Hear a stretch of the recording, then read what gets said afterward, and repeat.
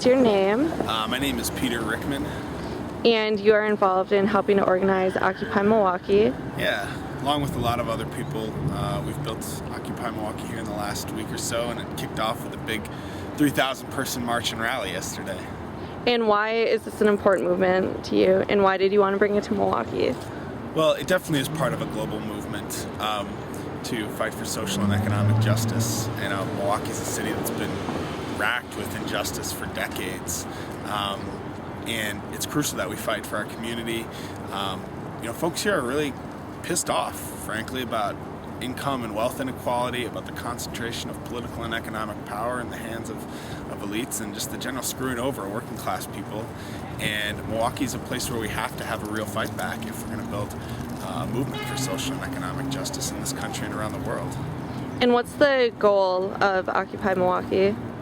Well, I think there are a lot of goals and there's a lot of objectives, but really the core part to it is that we need to force a public discussion and conversation about inequality and about the concentration of economic and political power. And we need to force that discussion so that we can force a change. And do you think that the Occupy movements around the country and world are the best avenue of making this happen? Well, I don't know if I can say that there's any one best way to do it, but what I know is that the Occupy movements are creating a new political space in this country, here in Wisconsin, here in Milwaukee, creating a new political space where anger and frustration over the state of affairs is valid political expression.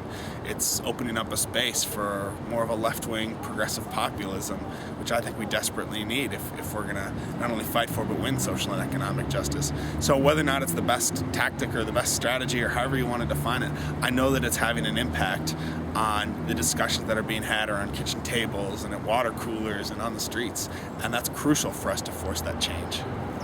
And how would you relate what happened here in Wisconsin in the spring to what's going on now?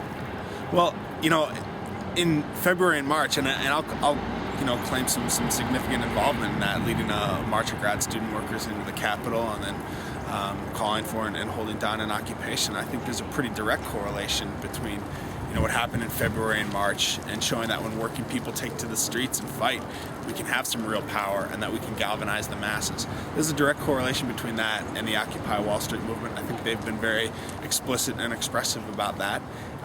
Apparently we here in Wisconsin inspire them and they inspire us back, and so we're returning the favor in kind. And is there anything else you'd like to add? Yeah, I think, as the Occupy movement sort of builds and grows, people need to know that it's going to take shape in a lot of different ways, and that movements have many faces, and that it's okay for it to be different everywhere around the country and around the world. But I'm just really excited. It looks like the birthing of an actual left, with the alignment of a lot of grassroots forces with institutional players like trade unions. And, folks need to not only answer the question of which side are you on, but answer the question of what you're going to do about it. And I think Occupy is forcing people to decide that they're going to take action, take to the streets, and build this movement.